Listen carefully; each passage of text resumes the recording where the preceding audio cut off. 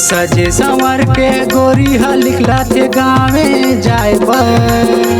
सजे संवर के गोरी लिखला थे गावे जाए पर।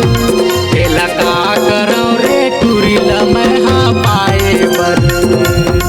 एला का करौ रे गोरी लमहा पाए बर। सजे संवर के निकले हो टूरा में गावे जाए पर। सजे संवर के निकले हो टूरा में गावे जाए पर।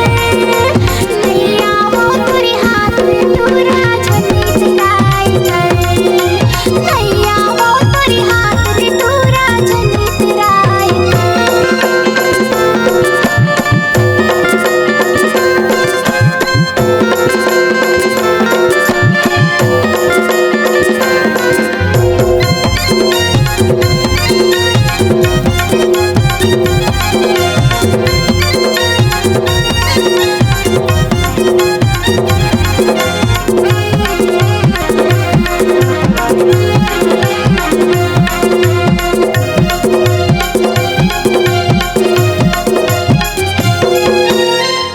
गजब के माल है, हिरनी जैसे चाल है।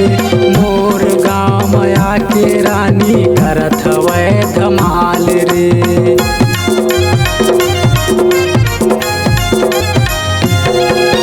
मैं हूँ रूप के रानी, चढ़ती मोर जवानी। पाछो जनाबे सहार दूरा होई रे मोर बदनामी। सजे संवर के गोरी लिखला थे गावे जाए पर। सजे संवर के गोरी लिखला थे गावे जाए पर। एला का करौ रे गोरी लमहा पाए बर। एला का करौ रे टूरी लमहा पाए बर। सजे संवर के निकले हो मैं हर गावे जाए पर। सजे संवर के निकले हो टूरा में गावे जाए पर।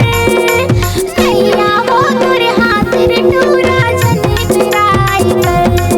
अरे नैया वो तुरे हाथ टूरा झंडी चराई कर।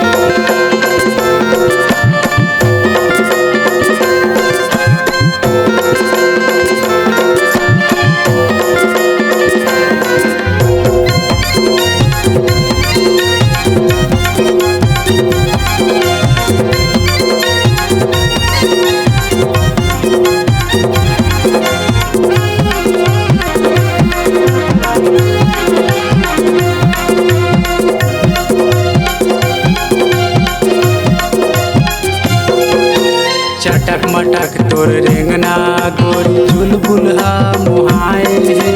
टोला पाए बर नरियर वो मंदिर माँ चघाए है।